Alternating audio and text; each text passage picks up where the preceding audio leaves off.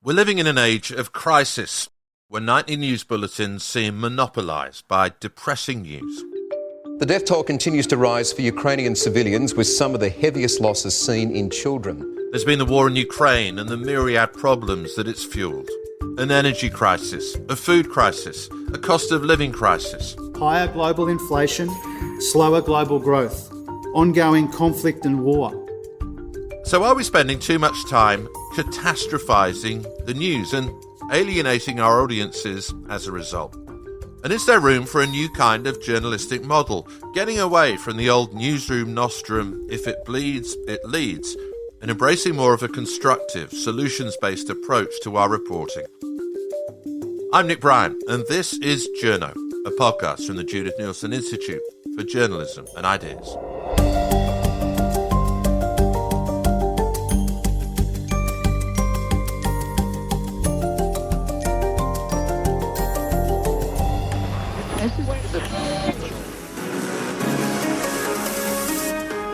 The bitter spat between politicians and health officials over Australia's bungled COVID vaccine rollout is showing no signs of easing. Sabra Lane is the presenter of the AM programme, one of the Australian Broadcasting Corporation's flagship news shows. But a few years ago, she realised that a daily diet of overwhelmingly bad news was starting to overwhelm her. This veteran journalist was showing signs of becoming a news avoider, someone who makes an active effort to shield themselves from global and national events. I mean, I've been a news junkie all my life, Nick, but I found there was a time in recent years where I just thought it's being just absolutely bombarded with really bad, depressing news, things going wrong everywhere, that I found that I was often taking myself out of that environment and deliberately not watching or listening or keeping up with the news for a couple of hours just for my own sanity. No one stopped them from checking whether the child was alive. He also reveals that Bridget is not the only child he knows about to have been left in Ukraine by foreign couples. And you can see more on that story on Foreign Correspondent on ABC TV, 8 o'clock tonight. Let's check what's happening in finance. The Australian dollar is lower. 67.6 US cents, that's AM. I'm Sabra Lane. Good morning to you, Rich. And a very good morning to you as well, Sabra. What does that say about me? I'm someone who used to love living and breathing the news, and if this is the way I feel, how is someone who's not a news junkie, who just likes to keep up to date with regular news, how does that make them feel? And that group of people, selective news avoiders, is growing, and it has grown. It's grown in recent years through the COVID pandemic, and 4 out of 10 people regularly go out of their way not to keep up to date with the news. And most people say it's because they feel that news is too depressing, that it sounds like everything's all bad, that they feel helpless, that they can't do anything about it. Hi, I'm Sabra Lane. You know what?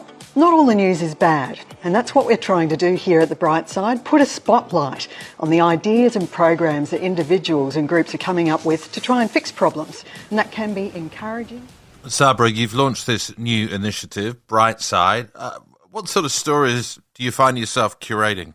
I actually have a colleague of mine here in Hobart who's working on a story to do with youth suicide. We've had an area in northwest Tasmania that's had, unfortunately, a series of young people take their own lives, and that's actually prompted groups and individuals in the community to look at how can they come up with a way of trying to stop that from happening, to try and intervene and provide opportunities for young people to talk to others about how they're feeling, to try and stop with this. And she's actually working on that story right now.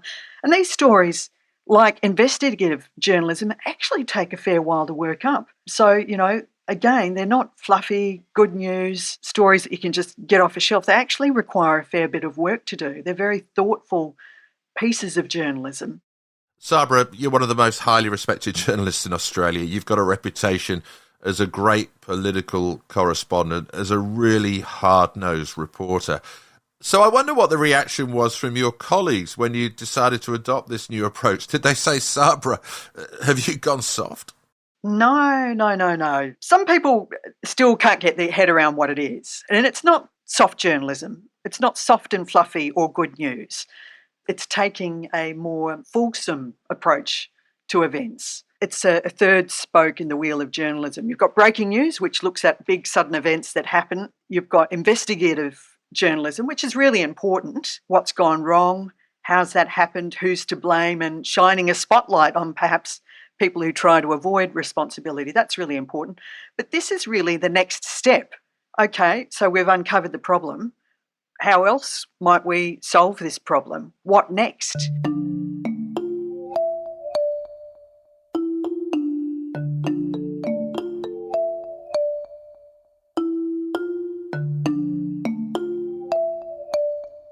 I'd like to tell you a brief story if I can. One of the newsrooms we work with is the Montgomery Advertiser. Montgomery is the capital of Alabama. And the first time I went there, I asked people in the newsroom, what do you guys think of mainstream media coverage of Alabama? And they all said, we hate it. It's terrible. Why? Because you only cover stories that make us look like ignorant yahoos. And that's true. The stereotype of the South, ignorant yahoos. Let's go and find some stories that make them look even more like ignorant yahoos than people already think they are. And the journalists got that when they were on the receiving end, but they were also doing the same thing to their city, a majority Black city, where a lot was going on in the Black community that was interesting and useful and constructive and positive and newsworthy, and they didn't report on it. All they reported on was crime. And they couldn't see that part of it. But they managed to, and they started covering Black Montgomery in a different way. And it has totally changed the relationship of the newspaper and the city. There's a lot more trust. They gained a lot of new subscriptions from Black readers who had boycotted the paper before. And it became much more a civic organization in the city. Tina Rosenberg is a Pulitzer Prize-winning author and the co-founder of the Solutions Journalism Network, which is sometimes known by its acronym SJM. For years, she helped run the Fixes column in the New York Times that reported on innovative solutions to social problems. It was a column that ran weekly about solutions, and every week we would cover a different response to a social problem. And we looked for things that were new and interesting and replicable in other places. And it ranged all over the world and any subject. The only thing they had in common was they were all columns about what's working. And I wonder what the response was within the New York Times itself to this initiative. Was there a bit of sort of cultural resistance? This sounds like good news journalism. This sounds like sort of soft journalism. Did you come up against that kind of skepticism? Yeah, sometimes we get that when we first mention solutions journalism. And when we first go into a newsroom and we start to teach it, we'll see a lot of people who are sitting there with their arms folded, glaring at us, like you're here to tear down our holy profession by having us indulge in fluff and cheerleading and advocacy. But if you actually read what it is, it's not that at all. And we didn't get pushback from the Times because they could read the columns and they could see that they were reported. You know, we always covered the limitations of the response we were looking at. We always put it in context. So once you actually understand what it is, which takes about, 2 minutes, those arms unfold and people become very receptive. We've had very little pushback against the idea.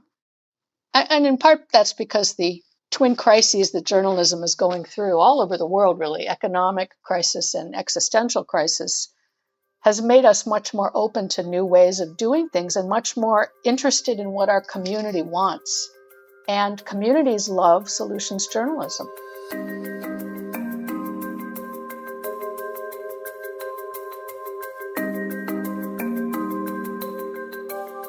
The Fixes column at the New York Times became an entity in its own right. But was there a problem there that this kind of approach to journalism got sort of ghettoized? It got stuck in that Fixes column. It wasn't fully integrated into how the newsroom operated on a day-to-day basis. That is a problem at a lot of news organizations. There are at least 15 newspapers we know of that have their own version of a fixes column. And some of them really limit their solutions journalism to that. The New York Times isn't one of them. They do a huge amount of solutions journalism, and they do it very well. They're probably unaware they're doing it, and they don't put a label on it, but they do it. But the Times is so well resourced and so big that they do everything. Most newsrooms with their, 3 staff members don't have that chance. But we think it's a tool that anyone in the newsroom can use. And yeah, you can collect those stories after they run and put them in a column, call them a solutions vertical. But you can cover health or education or environment or criminal justice, any subject that deals with widely shared problems. You can add solution stories to the mix. And when we work with newsrooms, we recommend that the whole newsroom come to the training. Tina, I wonder whether at the heart of this is a problem of definition. We think of journalism as bad news. We can't escape that mindset. That is exactly the problem, I think. However, the issue, Nick, is that after we can show them what solutions journalism really is, that attitude changes. We have no problem getting people to embrace the idea of solutions journalism. The difficulty has been to get them to actually do it because they're so busy and they're so involved in, I have to do my 3 stories today because we have to feed the beast. Beast eats every day and we have to keep giving it food. And the solution story I want to do, that's a little different, and I'll just save it for tomorrow. I'll work on it tomorrow, and tomorrow never comes. The real problem is lack of resources in newsrooms. Montgomery Advertiser used to have 40 staff members, and now it has 7. A third of the newsrooms in the U.S., I think a quarter, have closed in the past few years. We've lost more journalism jobs than coal mining jobs. And that's the obstacle now. It's not attitudinal, it's behavioral.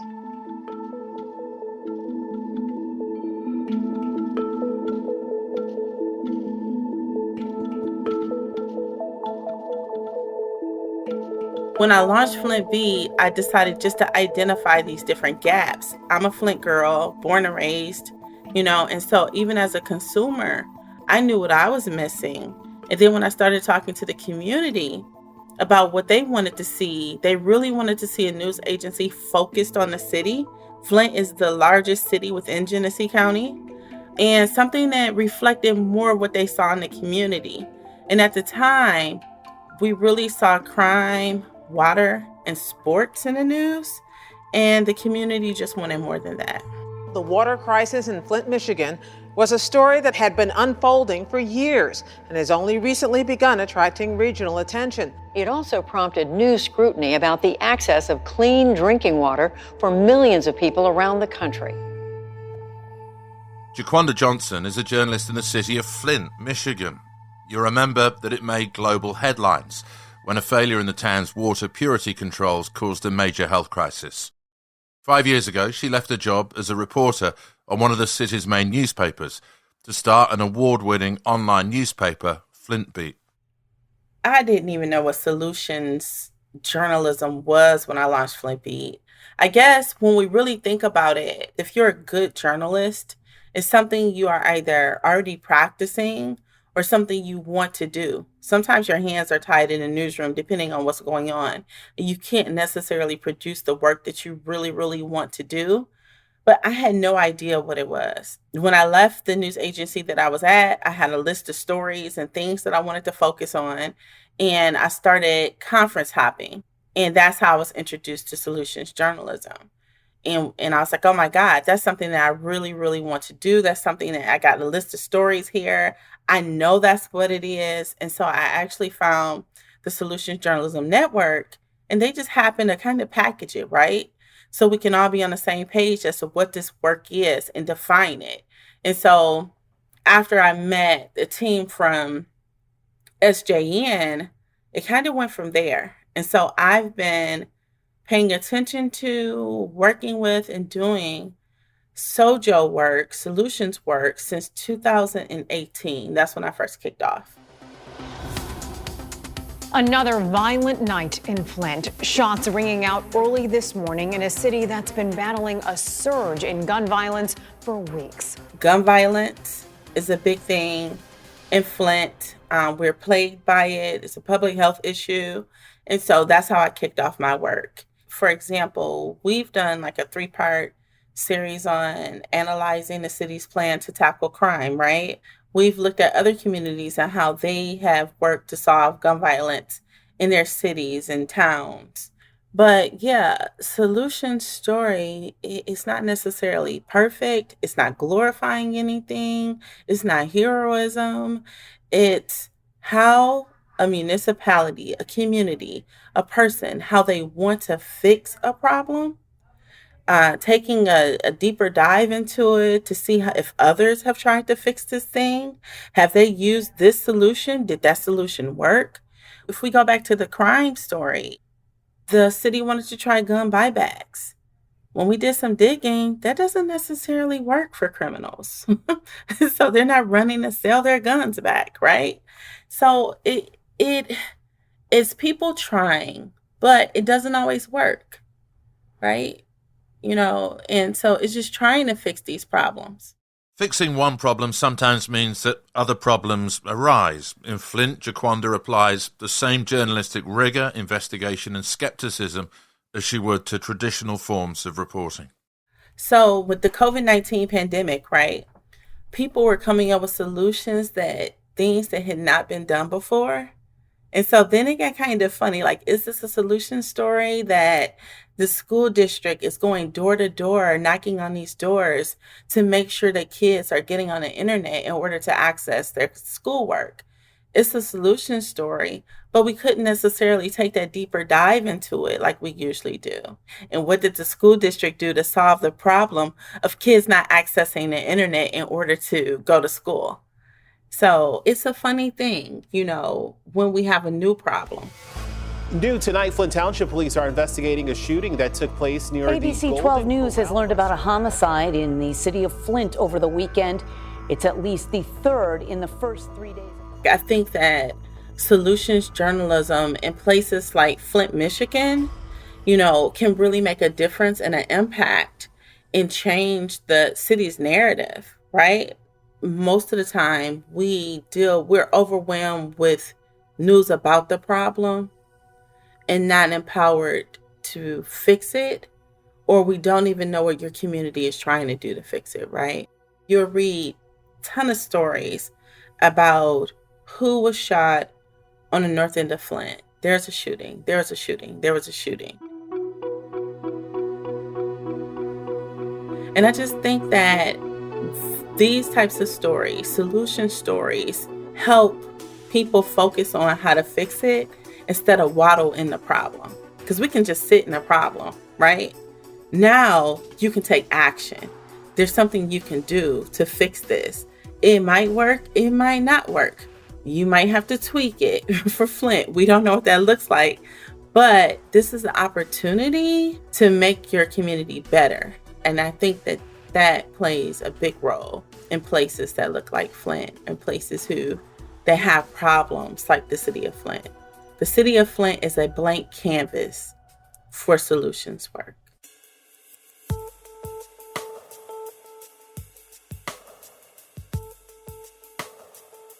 I'm Seán Wood, CEO of Positive News, which is an online and print magazine which is dedicated to reporting on what's going right in the world, putting on progress and potential solutions to the problems that we face. So it's all about rigorous journalism, but with that solutions focus. Seán, if people go to your website, I'd certainly urge people to do that. What sort of menu of stories are they going to be seeing there?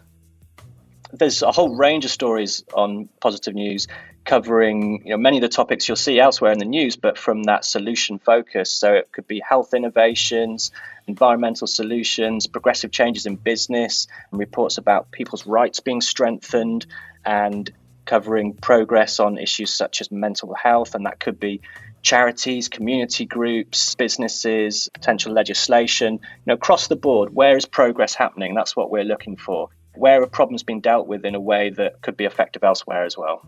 And when people see a site called Positive News, do they think it's sort of a little bit like the Jehovah's Witness Watchtower or the Salvation Army's war cry? Do they think you're a bunch of sort of evangelical Christians, sort of clappy, happy journalism? Yeah, to be honest, sometimes they do, and that's a problem. But as soon as anyone reads our journalism, they know what we're about, and it's actually that kind of concern is more a concern of the industry. We find that audiences, they know exactly what we're about, and that's why the brand name Positive News works really well for them. Everyone's had that conversation where someone says, "Oh, the news is so bad, we need more positive news." So that's exactly what we're giving them.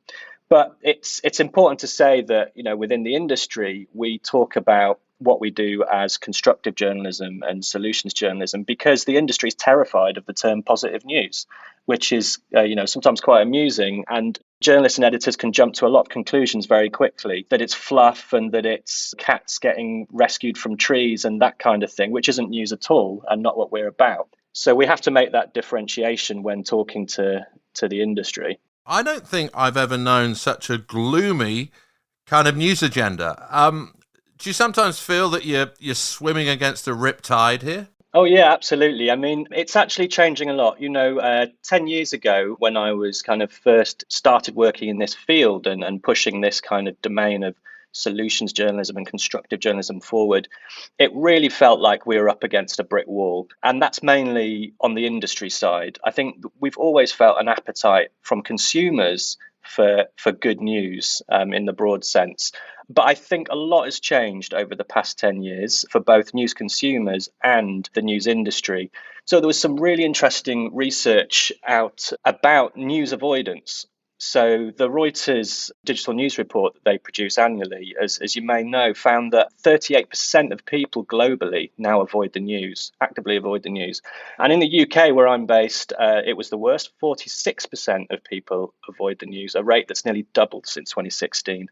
And 55% of news avoiders said that, one of the main reasons was the news brings them down. And these numbers have been going up year on year.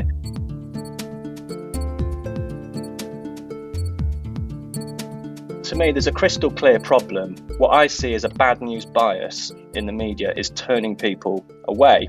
And that's a problem for news consumers and it's a problem for the industry, but it also creates an opportunity. I think we've reached a kind of peak negativity in the news and it's starting to shift. And what's really interesting is it's not just consumers who are wanting that change now, but I think the industry is really opening up to the need for that change as well. Peak negativity, that's a really ringing phrase, isn't it? We've spoken, Seán, about the moral imperative to do solutions-based journalism, the ethical imperative. What you seem to be suggesting is there's a commercial imperative here. If we want to get those news avoiders back to our news sites, we're going to have to change things. Yeah, I believe so. And I think, we're a relatively small organisation, but growing consistently. We're an independent media organisation and we're funded mainly by reader revenue. But from our point of view, we're seeing ever increasing demand. And what's really interesting is that not only do people want a more balanced news agenda, but they're really willing to support that. Ongoing droughts, floods and superstorms are the new climate normal. We're looking at up to 30 to 40% of people going into fuel poverty. COVID-19 is nowhere near over. Now, Seán, you're in Britain, and it is hard to think of anywhere in the world that has got a more sensational press, a more cynical press, a more negative press, a more catastrophizing press. And that's the business model. How do you try and shift that culture? There's a business model that's based on grabbing attention through triggering fear and alarm and based on stories of conflict.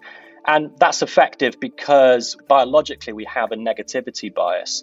We're hardwired to look for potential threats to ourselves.